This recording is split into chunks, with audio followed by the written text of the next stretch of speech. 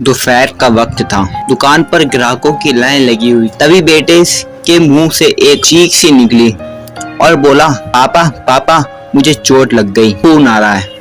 जैसे ही 5 साल के बच्चे के मुंह में यह सुनना था, पापा सब कुछ छोड़ छाड़ कर बच्चे को गोदी में उठाकर 1 किलोमीटर की दूरी पर क्लिनिक भागकर ही पहुंच गए। कैश काउंटर तब नौकर के भरोसे छोड़ गए। सीधा डॉक्टर के कैबिन में दाखिल होते हुए डॉक्टर को बोले, देखिए डॉक्टर साहब, मेरे बेटे को क्या हो गया। डॉक्टर साहब ने देखते हुए कहा, अरे भाई साहब, घबराने की कोई बात नहीं है, मामूली चोट है, ड्रेसिंग कर दी है, जल्दी ठीक हो जाएगी। डॉक्टर साहब कुछ पेन किलर लिख दे तो दर्द कम हो जाता, अच्छी से अच्छी दवाइयाँ लिख देते ताकि जल्दी ठीक हो जाए, घाव जल्दी भर जाए। डॉक्टर, अरे भाई साहब, क्यों इतने परेशान हो रहे हो, कुछ नहीं हुआ, 3-4 दिन में ठीक हो जाएगा। डॉक्टर साहब, इसको रात को नींद तो आएगी ना। डॉक्टर, अरे हाँ भाई हाँ, आप चिंता मत करो। बच्चे को लेकर लौटे तो नौकर बोला, सेठ जी आपका ब्रांडेड महंगा शर्ट खराब हो गया, खून लग गया, अब ये दाग नहीं निकलेंगे। भाई साहब कोई बात नहीं, ऐसे शर्ट बहुत आएंगे, मेरे बेटे का खून बह गया, वो चिंता खाए जा रही है मुझे, कहीं बेटा कमजोर ना हो जाए।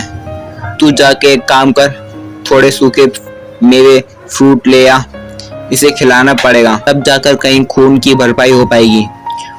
और मैं इसको लेकर घर चलता हूँ, घर पर ही सीधे सब लेकर पहुँचना। अब 40 साल बाद दुकान शोरूम में तब्दील हुई थी।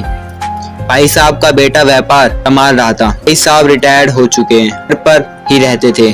तभी घर से बेटे की बीवी का फोन आता है, बीवी अजी सुनते हो, ये आपके पापा पलंग से गिर गए हैं, सर पर से काफी खून निकल रहा है। अरे यार, ये पापा भी इनको बोला है जमीन पर सो जाया करो, पर मानते ही नहीं, पलंग पर ही सोते हैं। अब दुकान देखूं या इनको। अरे रामू काका, जाओ तो घर पर, पापा को डॉक्टर अंकल के पास लेकर जाओ, मैं आता हूँ सीधा हॉस्पिटल वहीं पर। बूढ़े हो चुके रामू काका धीरे धीरे चलकर घर जाते हैं। तब तक सेठ जी का काफी खून बह चुका था, उन्हें मां उठाने वाला कोई भी नहीं, जमीन पर पड़े हुए थे। बहू मुंह चढ़ाकर बोली, ले जाओ जल्दी से, पूरा महंगा कालीन खराब हो गया। काका जैसे तैसे जल्दी से रिक्शा में सेठ जी को डालकर क्लिनिक ले गए। बेटा अब तक नहीं पहुंचा था।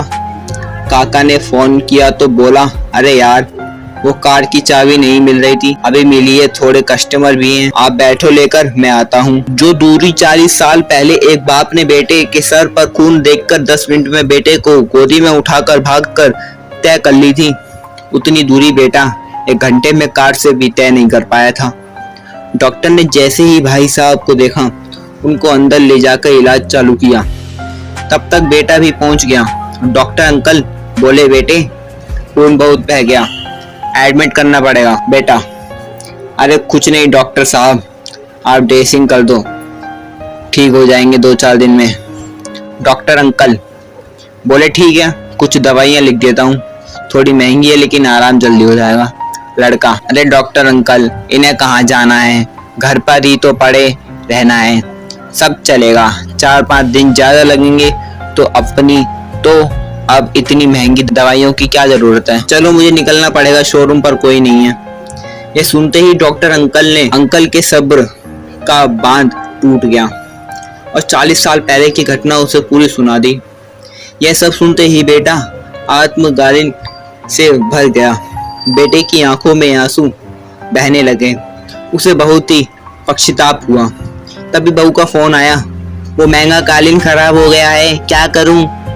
बेटा बोला, कालीन ही तो खराब हुआ है ना, नया आ जाएगा, तुम पलंग पर नया चद्दर और गद्दा डालो, मैं पापा को घर पर लेकर आ रहा हूँ। भाई साहब की आंखों में आंसू थे, लेकिन ये खुशी के आंसू। चोट का दर्द गायब था, बेटे के अपनेपन ने सब दर्द भुला दिया था। अब बस तो मौत भी आ जाए तो मंजूर है। दोस्तों, ये आज की सच्चाई है।